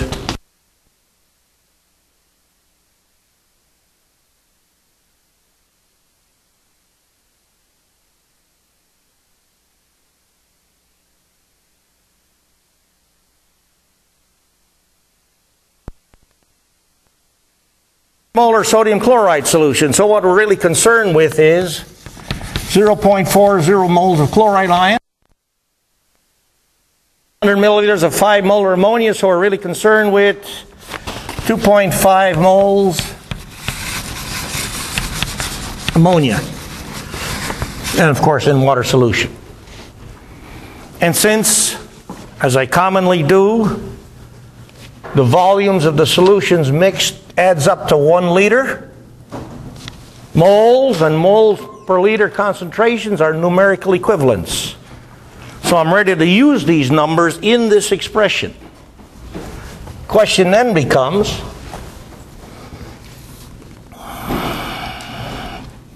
if I make this system, what will be the molarity of silver ammonia complex ion at EQ? This at EQ.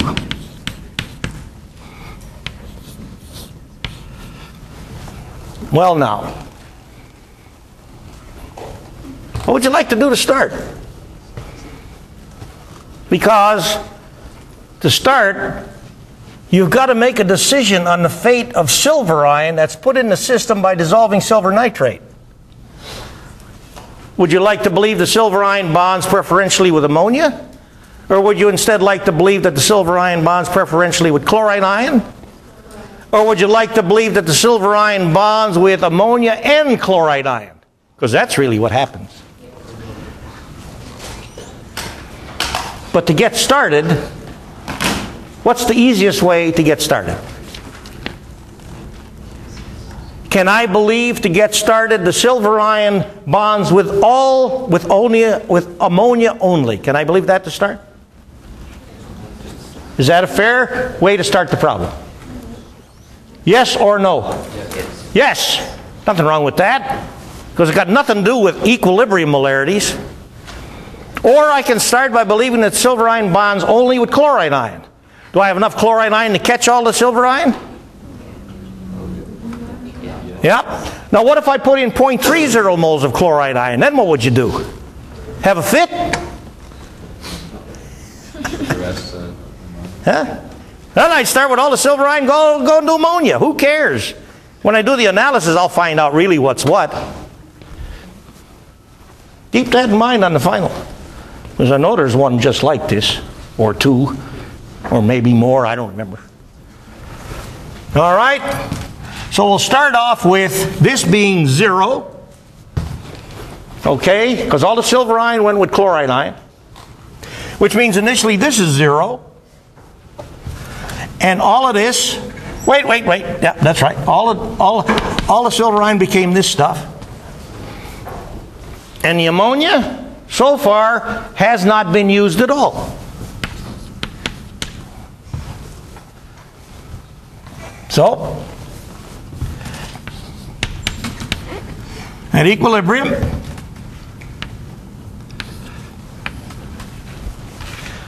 will the ammonia molarity be larger, smaller, or stay the same as 2.5 moles per liter, its initial molarity? It will be what? It better be smaller, because I got to use some of it to dissolve the silver chloride to make these things, don't I? Good. So, how will I represent the amount of ammonia chewed up to get me to equilibrium? Minus what? 2x. Minus 2x. Good. Do I have to do an algebra with this? Is this an equilibrium constant expression? It's not an equilibrium constant expression. But if I ask you the question, how much silver chloride remained when I got to equilibrium, then I do this. Okay? And so, since initially I got no chloride ion, because I speculated that the chloride ion got all used initially to bond with silver ion. And initially I got none of this. These will each be at equilibrium what value? All right?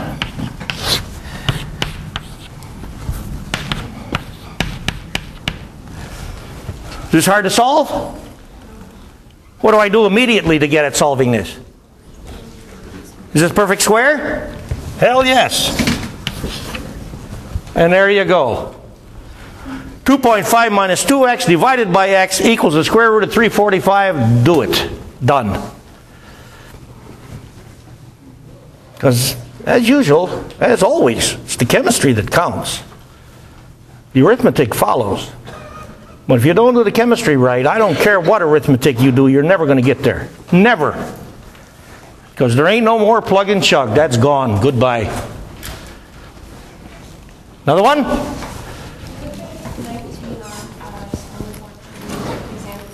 Exam 3, spring 14, 19. Exam 3, spring 14 and 19 is about calcium carbonate. That's it? Okay.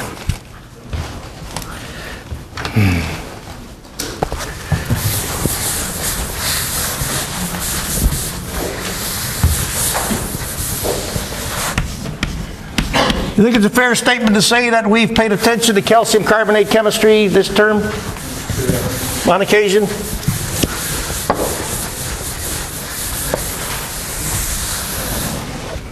Think there might be something on the final about calcium carbonate? Pretty good bet. Now then, we're talking about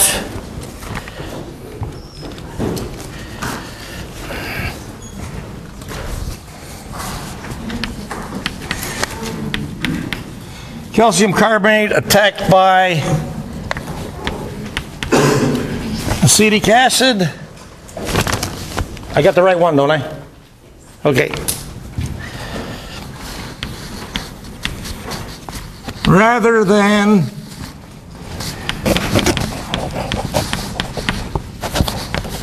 HC2O4 minus because. So I've started out by stipulating that calcium carbonate is more effectively attacked by acetic acid rather than HC2O4 minus.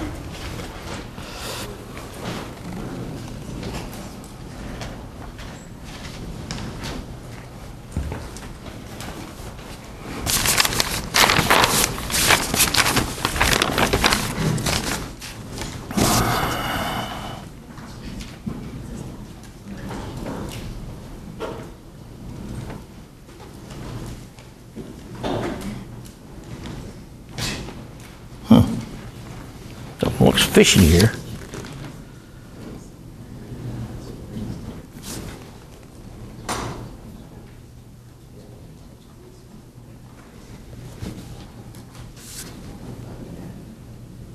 Wait a minute.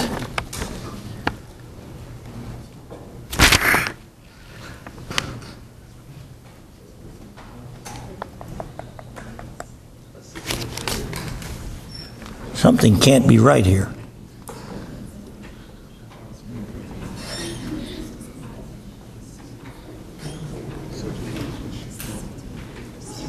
This can't be right, what I've done here.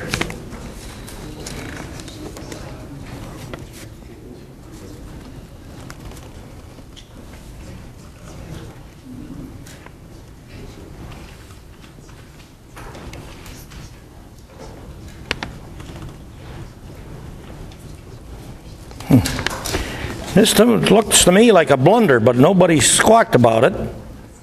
But as soon as I look at the acid-base table, I see that hydrogen oxalate ion is a better acid than acetic acid.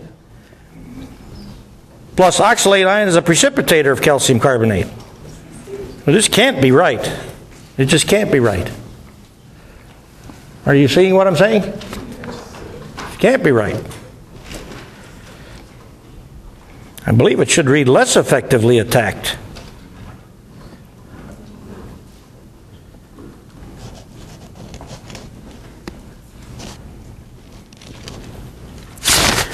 Oh boy.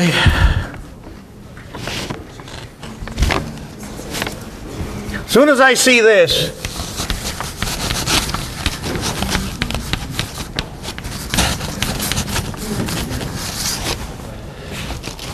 that means this has got to do the job better than acetic acid.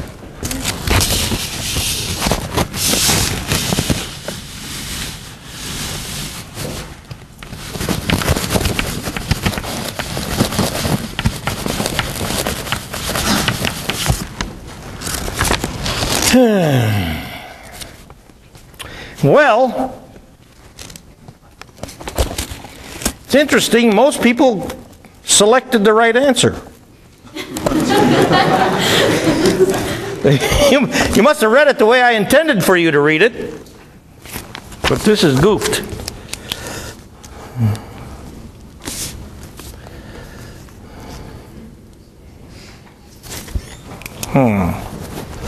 Well, with that,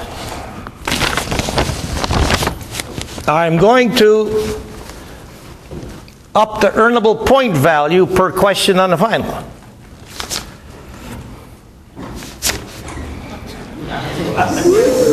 Fair enough? Okay. Because I don't see a way to go. I mean, again, most people got this right. They picked the right answer, KSP calcium oxalate greater than Ka bicarb. Because I meant to write it is less effectively attacked. Yet, one of those things. See? When you see something like this, you're supposed to holler about it. I keep reading these damn things, and I keep reading what I think is there. And sometimes what I think is there ain't what's there. This is a classic case. My fault, I apologize, and I tell you, I give you a chance to, but you still, most everybody got credit, but I don't care. I'll still up the point value for the questions on the final. Okay? Another one? Did you see what's going on here? Yeah. Glad you caught that. I didn't. Go ahead. Maybe so number 9 on exam 9 on 2? Yes, that's a question. And it says that NLC consider one liter system. 9 on 2.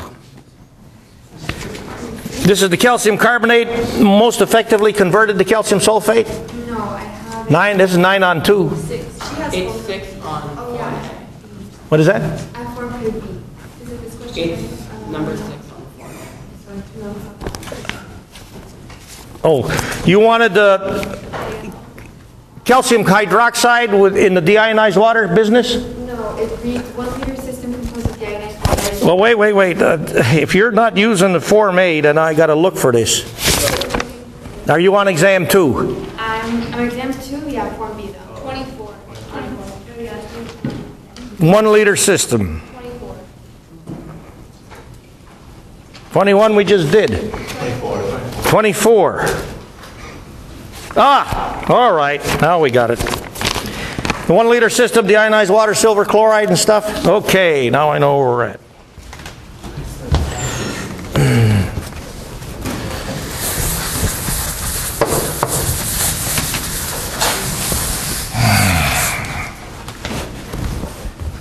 Do.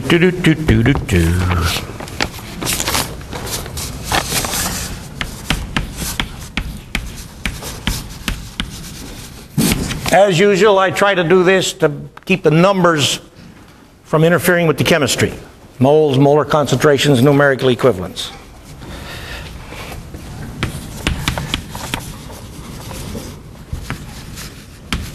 Tenth of a mole silver chloride to 2 sig figs. Add ammonia to dissolve 0.050 moles, which means we made what? If the ammonia dissolved the silver chloride, what was the fate of the silver chloride? To what did it convert? Silver ammonia complex ion?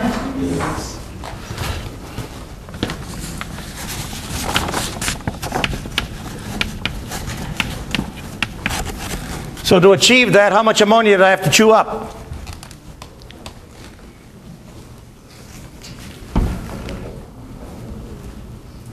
How much ammonia did I have to chew up to do this? 0.1 moles, didn't I? Because that complex has a composition, stoichiometric composition of 2 moles ammonia per mole of silver ion.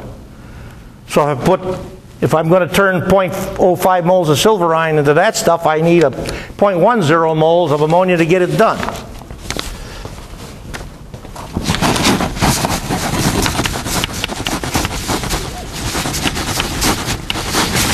All right. And we got this.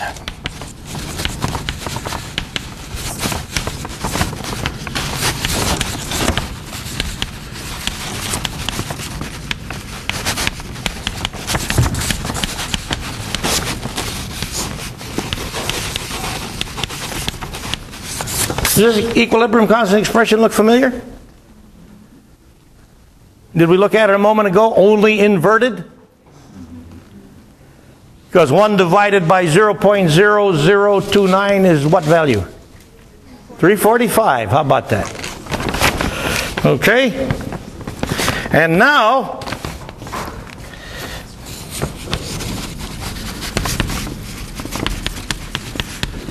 min amount H2S required to add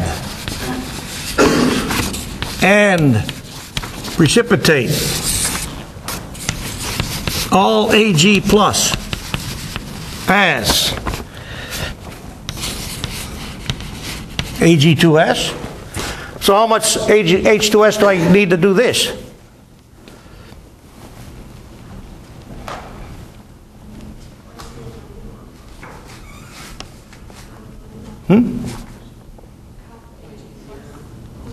How much H2S do I need to accomplish this part of the puzzle? To get all the silver ion in the system to become silver sulfide?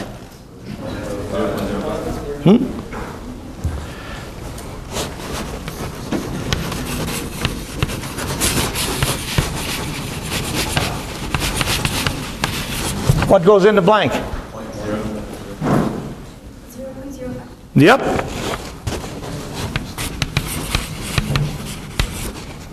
Point. Silver sulfide stability compares how to silver ammonia complex stability and silver chloride stability? How does the silver sulfide stability compare to stability of silver chloride and silver ammonia complex ion? Far greater.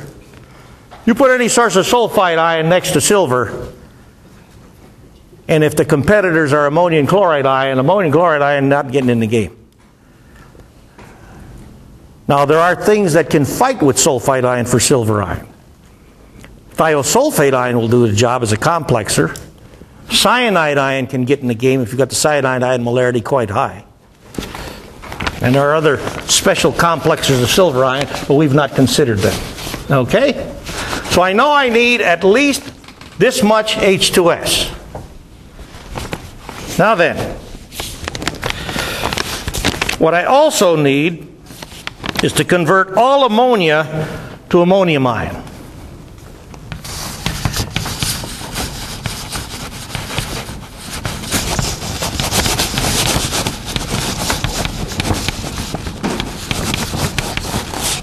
So what do I have to find out by dealing with this expression?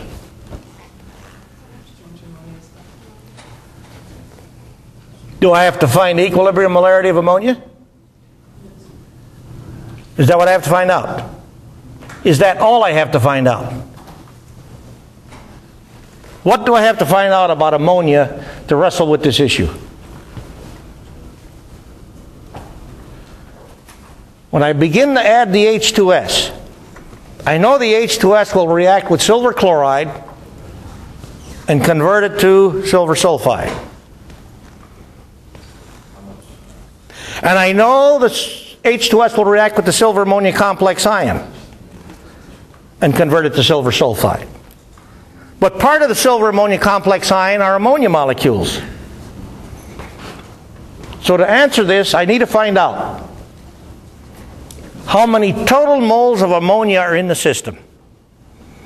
Remember this material balance issue? In this system, what are the forms, the principal forms of ammonia? Free ammonia and silver ammonia complex ion.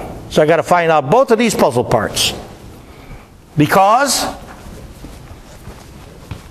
I also know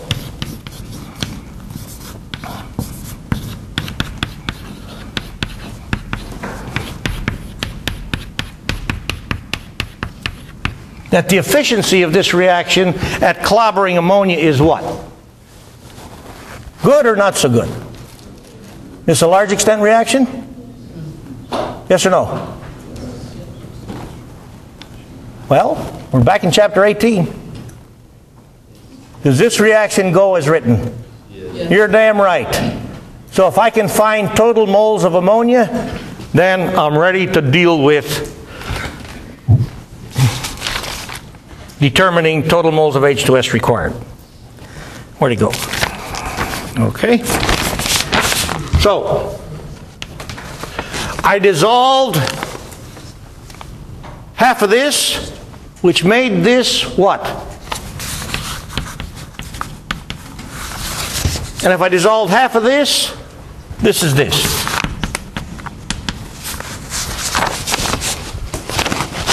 And I've already recognized that I needed 0.10 moles of ammonia to make 0.50 moles of this. Okay so far? So, when I grind this, I mean, 0.0029 is 0.050 quantity squared divided by the ammonia molecule concentration squared. So I solved this for ammonia. Okay? And this gives me ammonia concentration in this system at EQ. When I get this value, let's call it question mark. What do I do with the question mark value?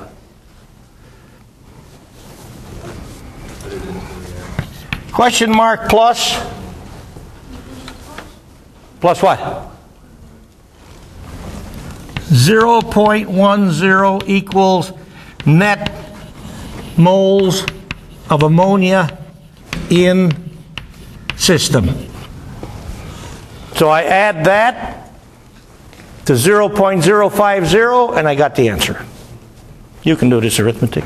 Nothing fancy about that.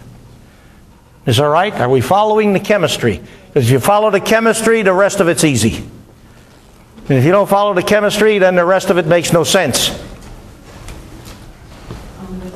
This solved gives me the ammonia molecule concentration at equilibrium. It tells me how much ammonia is in there. And how much ammonia did I already use? 0.10 moles. So I add the ammonia concentration at equilibrium to 0.10 moles to tell me total moles of ammonia that's in the system, which is equal to total additional moles of H2S I need beside the 0.050 moles to get the job done. Does this sound like a PSI issue? Do you think PSI is an important issue? If you do not wrestle successfully with PSI, then I suggest on Monday you just sleep. But if you wrestle successfully with PSI and all this other stuff, then don't sleep, damn it. Be there, ready to go. All right, I'll take time for one more if we got one more. We already went past our allotted time. If we're happy, I'm happy. Have at it. Where the hell was that?